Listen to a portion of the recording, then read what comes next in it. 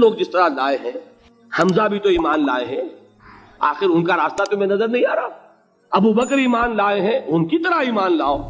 تو انہوں نے کیا کہا؟ انؤمن کما آمن السفہاء، کیا ہم اس طرح ایمان لائے جیسے یہ بے وقوف لائے؟ سفیہ کا لفظ تو سبھی جانتے ہیں، یہ سفہاء کسے کہہ رہے ہیں؟ آپ نے پڑھا تو بہت مرتبہ ہوگا ان آیات کو، کبھی سوچا کس کو کہہ رہے ہیں؟ وہ ابو بکر کو کہہ رہے ہیں، وہ حمزہ کو کہہ رہے ہیں، وہ عمر کو کہہ رہے ہیں۔ ان کی تو مت ماری گئی، غرہ ہؤلاء دینہم، انہیں تو کوئی ہوش ہی نہیں۔ 2 مرتبہ حضرت ابو بکر نے وہ کام کیا ہے کہ ہر ورلڈلی وائز انسان یہ کہے گا کہ حماقت کی ہے، جس کے سامنے دنیا ہے۔ جب ہجرت کے لیے حضور تشریف لے جا رہے تھے، 40,000 درہم کا سرمایہ تھا، جبکہ حضرت ابو بکر ایمان لائے، مکے کے چوٹی کے تاجروں میں سے تھے، جو ملک التجار کہلاتے ہیں۔ لیکن اب وہ روپیہ کہاں خرچ ہوا؟ بلال کو خریدا، روپیہ دے کے خریدا یا ویسے ہی خرید لیا؟ آزاد کر دیا۔ ابو فقی کو خریدا، آزاد کر دیا۔ 6 ہیں غلام اور کنیزیں محمد الرسول اللہ پر ایمان لانے والے، جن کو ابو بکر نے اپنے پیسے سے خریدا اور آزاد کیا۔ یہ روپیہ تو پگھل رہا ہے نا اب، جو تھوڑی بہت پونجی رہ گئی ہے۔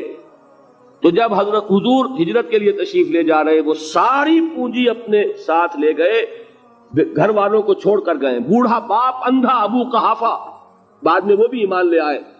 اور یہ ابو بکر ہیں کہ جن کی 3 نسلیں ایک وقت میں موجود تھی مسلمانوں کی۔ ابو قحافہ مومن، ابو بکر مومن، اور ابو بکر کی اولاد مومن، عائشہ، اسماء اور ابو بکر اور عبد الرحمن ابن ابی بکر۔ یہ کون ہے؟ تو 3 نسلیں جس کی بیک وقت رہی ہیں ایمان میں، وہ شاذ لوگ ہیں، ان میں ابو بکر ہے۔ لیکن یہ کہ اس وقت تک ابو قحافہ ایمان نہیں لائے تھے، والد نابینا تھے، تو والد ہے، بیٹیاں ہیں، حضرت عائشہ، حضرت اسماء، حضرت رضی اللہ تعالیٰ عنہما، بیوی ہے، کچھ نہیں چھوڑ کے گئے، ایک پیسہ۔ جب باپ کو معلوم ہوا بیٹا چلا گیا محمد کے ساتھ صلی اللہ علیہ وسلم، سخت غصے میں ہے، پیچ و تاب میں ہے۔ اب ہمارا کون والی وارث ہوگا؟ کون ہے ہماری خبرگیری کرنے والا؟ بیٹیوں سے، پوتیوں سے اپنے پوچھتے کچھ چھوڑ کے بھی گیا کہ نہیں؟ ان کا ہاں ابا جان۔ کیا کیا انہوں نے؟ کبھی پڑھے ہیں واقعات؟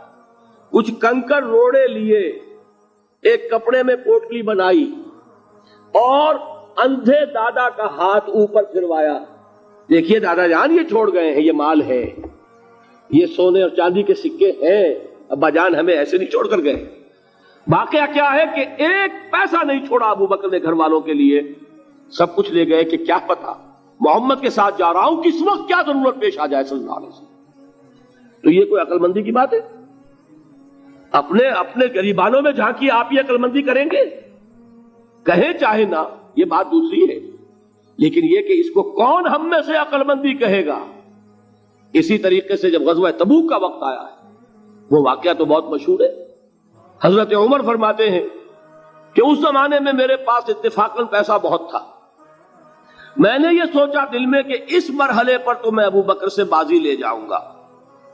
مسابقت ان میں بھی تھی، لیکن نیکی کی مسابقت، خیر کی مسابقت، انفاق فی سبیل اللہ کی مسابقت۔ تو میں نے سوچا کہ میں بازی لے جاؤں گا۔ میں نے کیا کیا؟ کل دولت جو تھی اس کے 2 حصے کیے، ایک حصہ گھر رکھا اور ایک لا کے حضور کی خدمت میں پیش کر دیا۔ حضور نے پوچھا کہ عمر گھر والوں کے لیے کچھ چھوڑا؟ کہ جی ہاں، نصف کیا میں نے، نصف اللہ کی راہ میں حاضر ہے، نصف چھوڑایا۔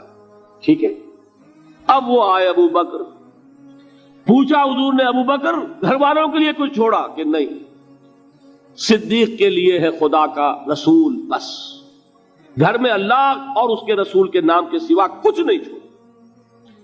یہی ہے نا، پروانے کو چراغ ہے، بلبل کو پھول، بس، اور صدیق کے لیے ہے خدا کا رسول، بس، مجھے گھر والوں کے لیے کچھ نہیں چاہیے۔ یہ کام جو ہے، تو یہ جن کا ہم اس وقت ذکر پڑھ رہے ہیں منافقین، ان کے نزدیک حماقت تھی یا عقل مندی تھی؟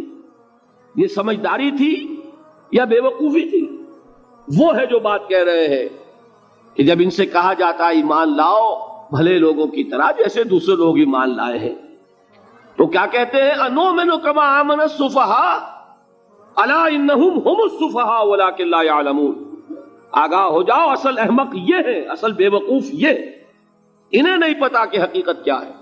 نفع کیا ہے، نقصان کیا ہے؟ وہ جو بات میں نے سورۃ العصر میں بیان کی تھی، والعصر ان الانسان لفی خسر الا الذین آمنوا وعملوا الصالحات وتواصوا بالحق وتواصوا بالصبر۔ جس کے ذہن اور قلب پر یہ صورت کندہ ہو جائے گی، اس کے نزدیک عقل مندی یہ ہے کہ سب کچھ اللہ کی راہ میں لگا دو۔ جس کے دل میں یہ بات بیٹھی نہیں، اس کے لیے عقل مندی یہ ہے کہ بچا بچا کر رکھو، چھپا چھپا کر رکھو، سنبھال سنبھال کر رکھو۔ عقل مندی کا اس میں تقاضا کچھ اور، اس میں تقاضا کچھ اور۔ لیکن یہاں بھی فرمایا وَلَٰكِن لَا يَعْلَمُونَ، انہیں ابھی علم نہیں ہے اس کا۔ اس سے پہلی آیت میں بھی فرمایا وَلَٰكِن لَا يَشْعُرُونَ، انہیں شعور نہیں ہے۔ دیکھیے میں آپ کو بتا رہا تھا یہ وہ غیر شعوری نفاق ہے، یہ بڑھتا چلا جا رہا ہے۔ پہلے جھوٹا بہانہ تھا، پھر جھوٹی قسمیں ہوئیں، پھر دشمنی ہو گئی صادق الایمان، جو جان اور مال لگا رہے ہیں، نچھاور کر رہے ہیں پروانہ وار، اللہ پر، اللہ کے دین کے اوپر نثار کر رہے ہیں اپنے آپ کو، ان سے عداوت، ان سے دشمنی، ان کا بغض، یہ تھرڈ سٹیج تک پہنچ گئے۔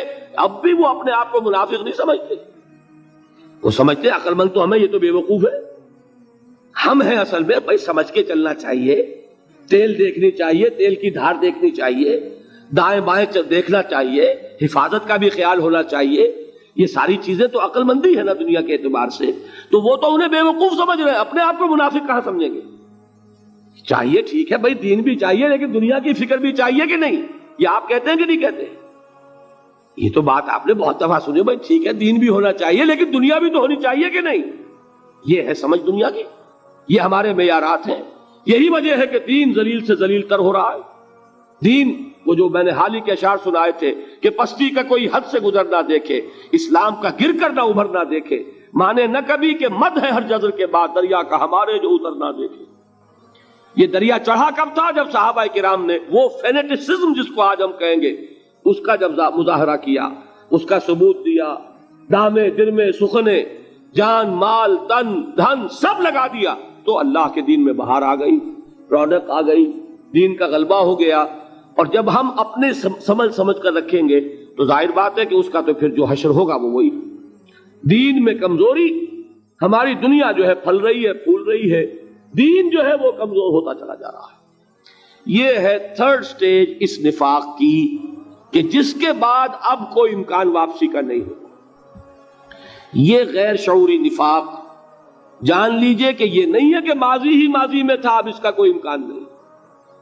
یہ نہ سمجھیے، اب بھی یہ نفاق جو ہے، یہ میں بتا دوں آپ کو، ایک عام آدمی ہے، دین کا تقاضا ہی سامنے نہیں ہے، اسے پتہ ہی اتنا ہے کہ اللہ کے دین کا تقاضا ہے نماز روزہ، وہ نماز روزہ کر رہا ہے، اس پر نفاق کا حملہ نہیں ہوگا۔ اس کو آپ کہہ دیں کہ اس کی سمجھ کم ہے، اس کا شعور کم ہے، اسے پتہ نہیں ہے، دین کے تقاضوں سے واقف نہیں ہے، وہ بچا ہوا ہے، وہ محفوظ ہے۔ وہ جو میں نے آپ سے کہا تھا پرسوں، اور ایک صاحب نے جواب دیا مجھے بعد میں کہ آج آپ نے جو بات کہی ہے تو کل لوگ کم آئیں گے، آپ نے ڈرا دیا کہ یہ جو تقاضے دین کے سامنے آ رہے ہیں تو اس سے ذمہ داری بڑھ رہی ہے۔ اب جس نے سمجھ لیا ہے پھر پیچھے رہے، وہ نفاق کے خطرے میں ہے۔ جسے سمجھ ہی نہیں ہے وہ پھر بھی کوئی نہ کوئی عذر پیش کر سکے گا کہ اللہ ان مولویوں سے پوچھ جنہوں نے ہمیں بتایا نہیں، انہوں نے تو دین کے تقاضے ہمیں یہ بتائے نہیں، انہوں نے تو ہمیں نور اور بشر میں چکر دے کے لڑائے رکھا، ان سے پوچھ۔ اصل جو مجرم جو ہے وہ یہ ہے، وہ واقعہ یہ ہے کہ کسی درجے میں بچیں گے کہ دین چاہتا کیا ہے، دین کے تقاضے کیا ہیں، توحید کی حقیقت کیا ہے، شرک کی حقیقت کیا ہے۔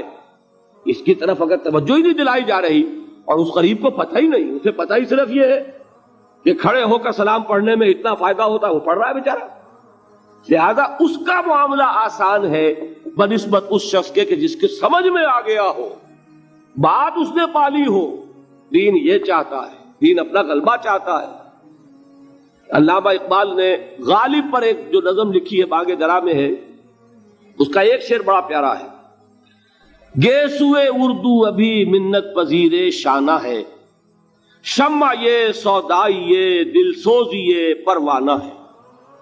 یہ دین جو ہے یہ تو چاہتا ہے کہ اہل ایمان پروانہ وار اس شمع پر نثار ہو جائے، جانے لگا دے، گردنیں کٹوا دے۔ وَلَا تَقُولُوا لِمَنْ يُقْتَلُ فِي سَبِيلِ اللَّهِ أَمْوَاتٌ بَلْ أَحْيَاءٌ وَلَٰكِن لَّا تَشْعُرُونَ۔ اور اگر اس سے پیچھے ہٹیں گے، قدم پیچھے ہٹا نہیں کہ نفاق کی زد میں آئے نہیں، وہ نفاق کی پہلی stage, second stage, third stage, وہاں پہنچ گئے، واپسی نہیں۔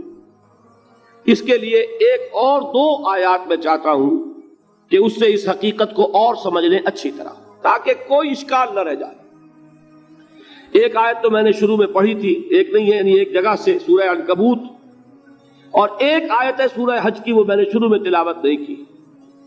سورہ حج کی آیت دیکھیے، اس قدر پیاری آیت ہے، دوسرے رکوع کے اندر آپ کو آیت ملے گی، سورہ حج 17ویں پارے میں ہے، نصف کے بعد شروع ہوتی ہے، اور اس کے دوسرے رکوع میں وَمِنَ النَّاسِ، اور لوگوں میں سے کچھ ایسے بھی ہیں، مَن يَعْبُدُ اللَّهَ عَلَى حَرْفٍ، جو اللہ کی بندگی کرنا چاہتے ہیں کنارے پر کھڑے ہو کر۔ ایک ہے منجدھار میں کودنے والے کہ ہر جباد آباد ماں کشتی دراب انداختے، جیسے کہ طارق نے کیا تھا، ادھر ساحل اندلس پر قدم رکھا، ادھر کشتیوں میں آگ لگا دی، کہ کسی کے دل میں خیال ہی نہ آئے کہ واپسی بھی ہے، کوئی کسی کے ذہن میں سوال ہی پیدا نہ ہو کہ اب گھر واپس جانا ہے۔ طارق چمر کنارے اندلس سفینہ سو، گفتند کارے تو رہے عقل و خرد خطاست۔